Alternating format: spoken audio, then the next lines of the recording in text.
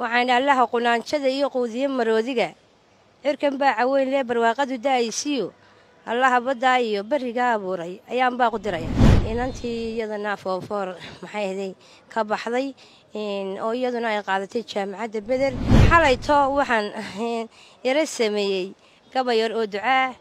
maxay ahayd anigu gabayna ma noqon laakiinse waqtiga uun bay baray iyo waayaha waxay la joogtaa oo barbarkayga taagan maamo Aasiya oo ah hooyo haysata 8 caruura oo agoon oo abood geeriyooday sidoo kalena hooyo hal abuurada oo waqtigu baray inay noqoto hal abuurad shalay hore ayaa muuqaal aan ka dubnay baraha bulshada aan ku baahinay dadyow kala duwan oo Soomaaliyeed oo deegaano kala duwan jooga dalka gudihiisa iyo daafiisa ayaa arintaasi si weyn uga soo falceliyay sidoo kale maamadu fariin ayaa ay dirtay ahayd in inanteedu oo sanadkan foofor ka baxday oo 10 jir aanay haysanin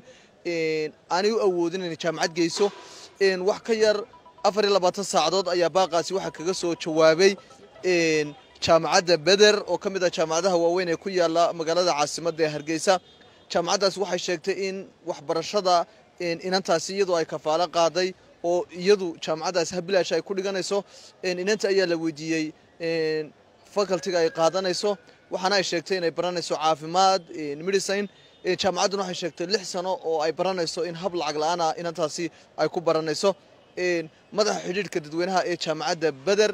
jaamac Cabdifalaash oo aan anagu wada xidhiidhnay waxa uu sheegay in inantaasi haba yaraatee jaamacadda Beder aanay wax lacag ka qaadaynin 6 sano ee ay baranayso cilmiga caafimaadkana si bilaash ah ay markaas u baran doonto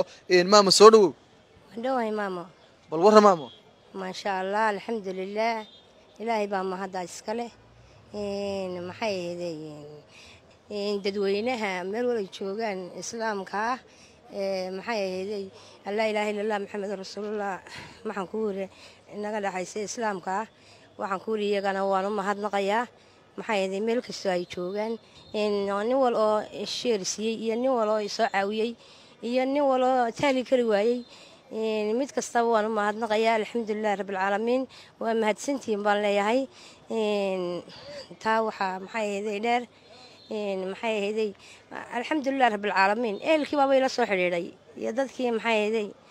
aanan aqoon imaka ma sha Allah aad baa la soo hadalayaa la soo wacay waxaan ku leeyahay alxamdulillah maxay ahayd marka inantii iyadana foofoor maxay ahayd ka baxday oo iyaduna ay qaadatay jaamacadda Beder khayr Allah siiyo jaamacadda Beder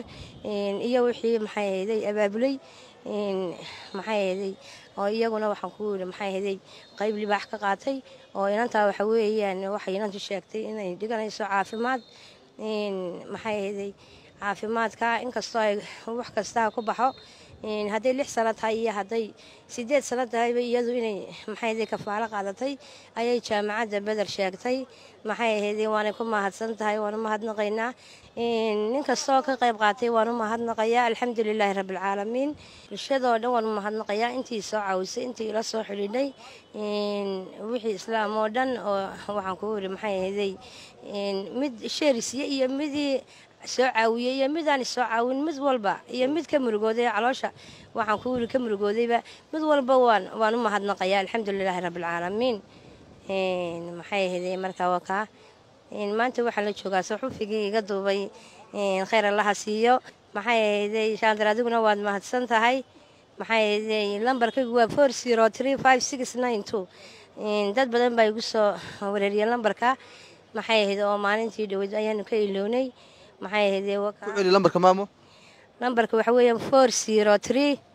40356992 magac maxaa soo baxaya Aasiya Axmed Daahir ayaa soo baxaya xalayto waxaan yara sameeyay gabayar oo ducaa maxay ahayd anigu gabayna ma noqon laakiinse waqtiga uun bay baray iyo waayaha gabaygaas yar waa duco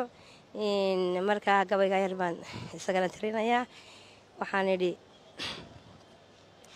waxaan allaha qulaanjada iyo quudiye maroodiga